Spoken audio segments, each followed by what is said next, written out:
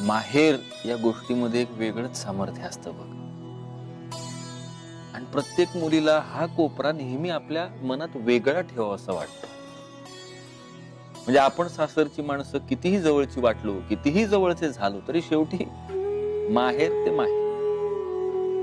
माहेराचं स्थान प्रत्येक स्त्रीच्या मनात वेगळं असतं आणि तिला ते तसंच जपून ठेवावं असं वाटतं.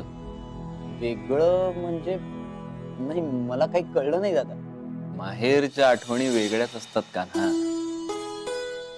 नागमोडी वाटेनं त्या लहानपणी घेऊन जातात. उन्हाळ्यात अवचित येणारी शीतल हवेची झुळूक म्हणजे माहेर. शांत हवी हवीशी वाटणारी सावली म्हणजे माहेर.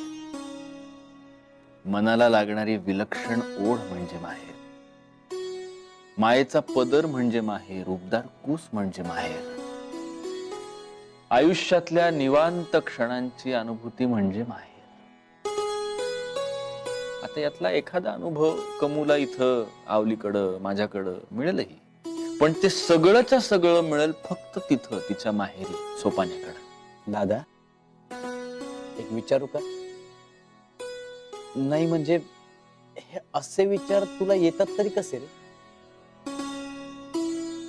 संतवाणी विचारांना दिशा देते संतवाणी.